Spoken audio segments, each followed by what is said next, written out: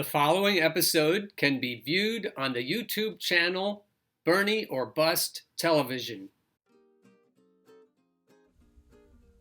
Good morning, USA, and welcome to another episode of the Bernie or Bust Show. I'd like to start with a follow-up of Tim's show yesterday, Tim Black's show. He had so many good points in that show that I couldn't get them all into one day, so we'll start today with a little bit of leftover wisdom from Tim. You don't blame the Wall Street people who took the gamble with other people's money and pensions.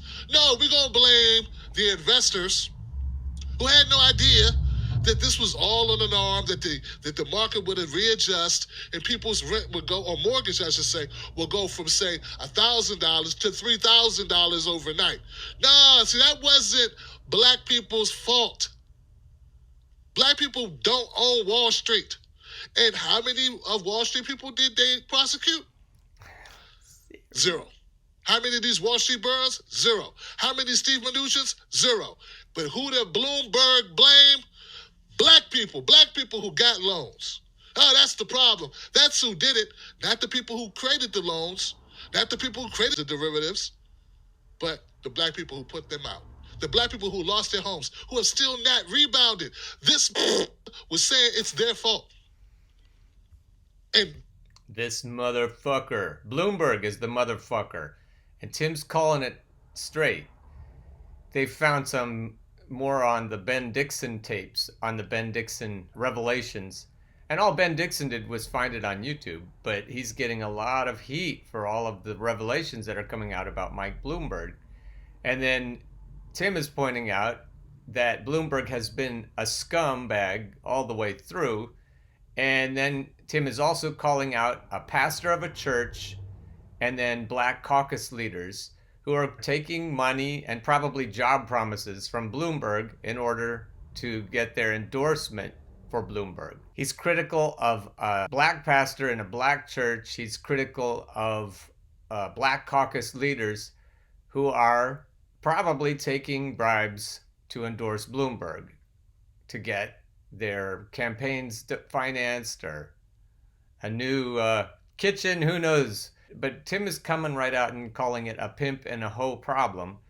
And he is calling out black leaders, white, black journalists, everybody who is willing to accept this monstrous guy, Bloomberg, in exchange for the money and favors and jobs and anything else that he might be able to afford them. Mr. Greg Meeks don't care. To Mr. Meeks, it's okay. It's fine. And like to that pastor who spoke earlier, at least he apologized. Did the check clear? Yeah, it did? Okay. At least he apologized. It takes a big man to apologize. It takes a big little man to apologize. I love it when they apologize. And that fixes everything. So Michael Bloomberg, New York mayor. 2 terms, brought his 3rd term. New York guy. Is there any possibility that he's in bed with or friends with the Wall Street execs who bankrupted this country? Basically almost destroyed the world's economy. Any chance that those are his friends? Like, if you're Michael Bloomberg and you're worth $60 billion, who do you kick it with? You don't kick it with Tim Black, that's for damn sure. I got a feeling he hangs out with, the execs of Goldman Sachs and Smith Barney and other names of these hedge funds or whatever. Like the show Billions. I don't know who these black leaders are. Black leaders. You're looking at a black leader, Johnson. People hired by rich white people who do dirt and take advantage of poor people, particularly poor black people. Those people that got hired or got those jobs as gatekeepers, those people aren't leaders. They're the opposite of leaders. These people are hired help, given titles so they can run around and get laid, or so they can run around and look good at parties, so they can run around and strut and show off their blue check marks on Twitter. These people are not leaders.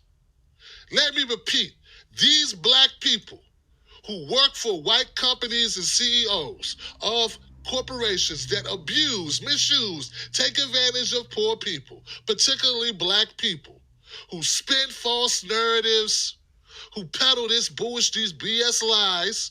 These people, those people that they hire are not leaders. They are props. They are the instrument of those corrupt bastards who use them.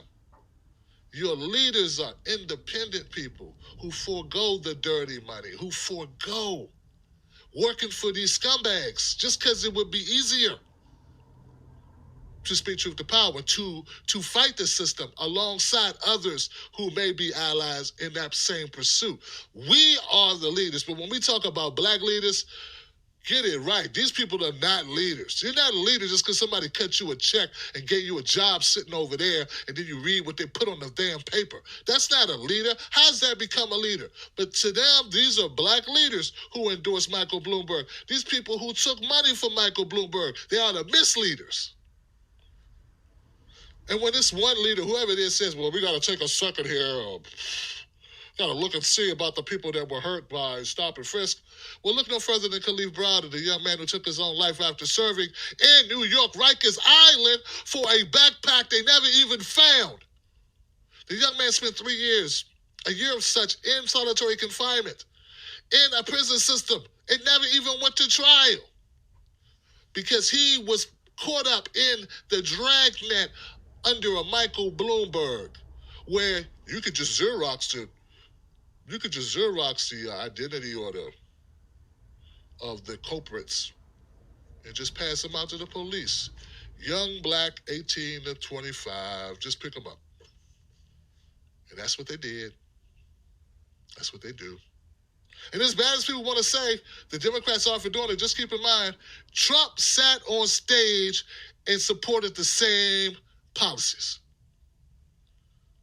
See the Candace Owens types who are looking for money on the Republican side of the game will think that's the ticket. What do you say about that? Your guy supports the same policies of Michael Bloomberg. He touted it. He applauded it. So don't give me that crap either. Can it just be that both parties suck Johnson? And can it just be that money rules everything around me? I mean, they've been saying it. We've been saying it for so long. It's as if maybe finally it will permeate the thick skulls of the numbskulls who actually believe a D or an R means something. When at the end of the day, all that matters is what you've done and what you haven't done. And what you will do. Mr. O'Keefe did make one point there, and I think it's important. He said, well, why don't you think that, why is Bloomberg polling so high? Why is he polling so high in these areas? Why is he, polling well with black people? And that would be due to being misinformed or uninformed.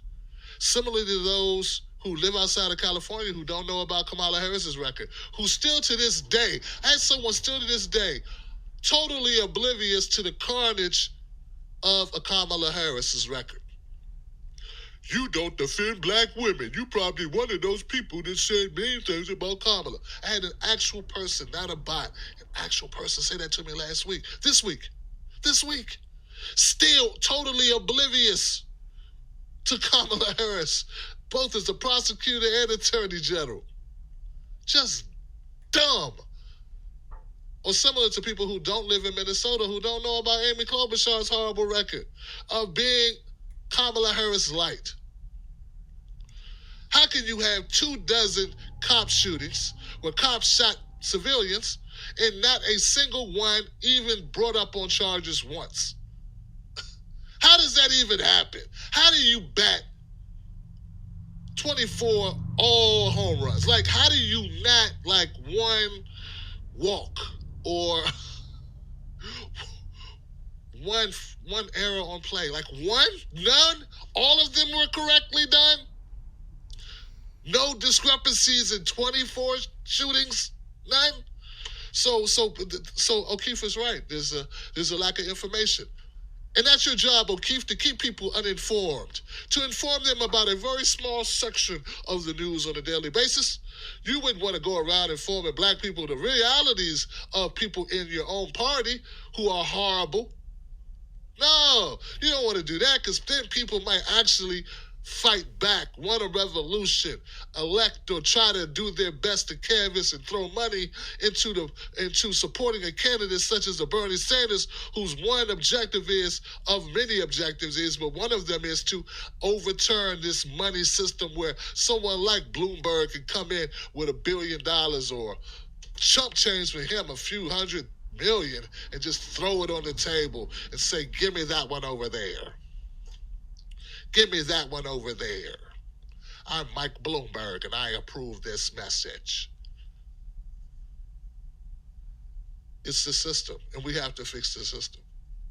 But he's right to say these people are uninformed. But who's going to inform them, Johnson? It ain't going to be you. You don't own shit, and you ain't willing to risk shit or lose shit in order to tell true shit. There you have it. That's where leaders come in, like Tim Black. And that's where independent news sources come in, like his show and like this show, who are run by people who aren't in the tank. I'm pretty sure that if Bloomberg offered Tim Black a big check to say other things than he's saying, Tim Black would tell him to shove it up his ass. And there aren't many like that. And we need to find them right away. And we need to listen to what they're saying, because there's not much else that's going to save us. Caitlin Johnstone is another one who speaks truth to power. Rather than Caitlin Johnstone, in order to circumvent internet censorship, today's Caitlin Johnstone essay has been replaced with an op-ed by Snooty McCentrist of the national news conglomerate, NNC. Obey. Snooty McCentrist reminds me of Nancy Neolib. Nancy Neolib is a creation of Kathy Copeland Padden, and Snooty McCentrist is Kate Johnstone's alter ego. So this is what Snooty McCentrist has to say.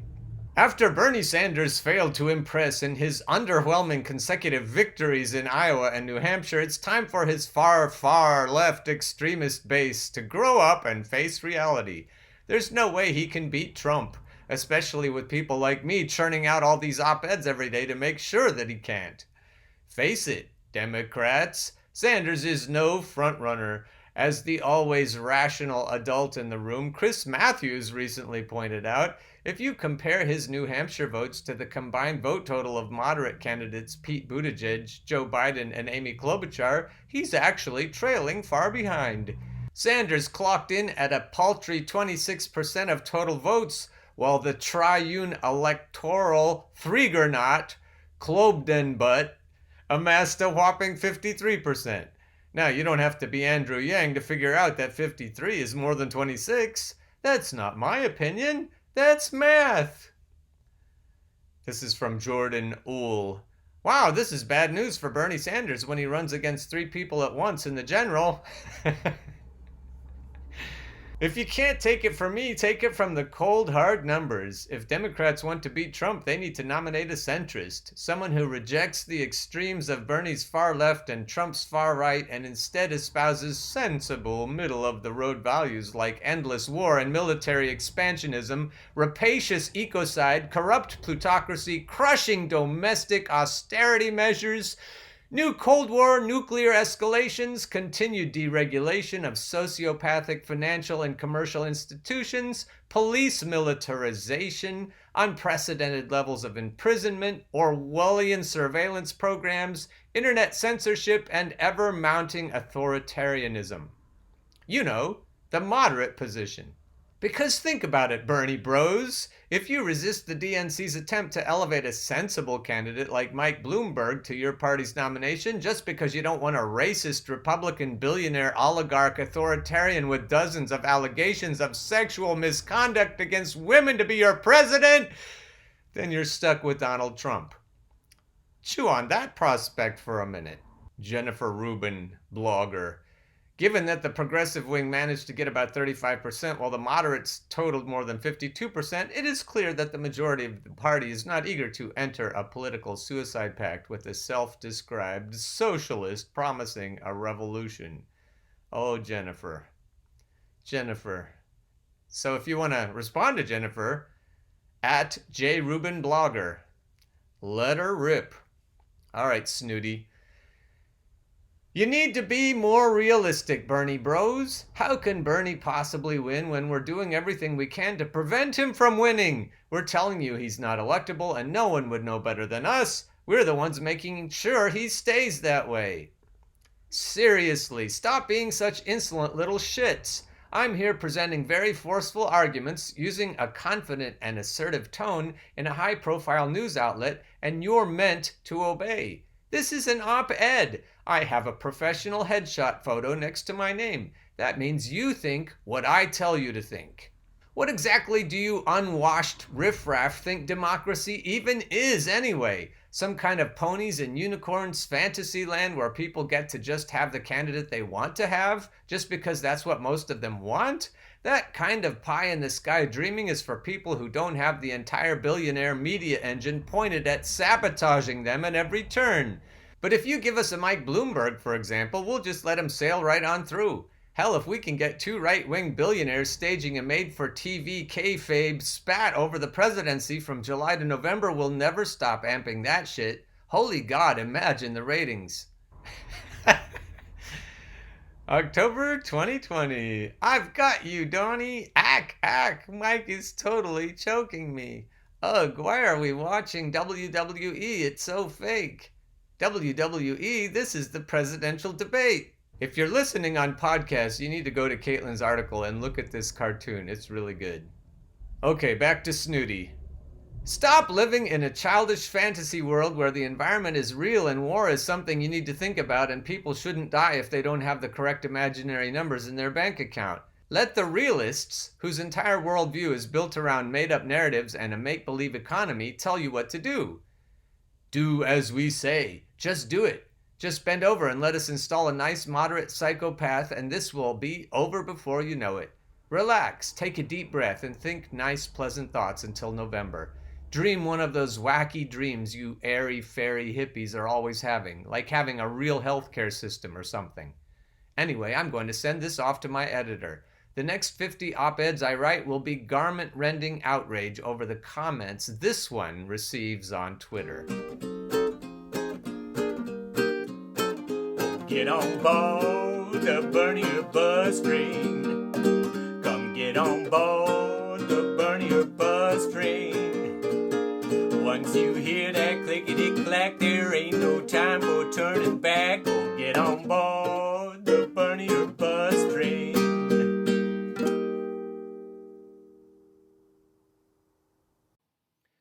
The preceding episode can be viewed on the YouTube channel Bernie or Bust Television.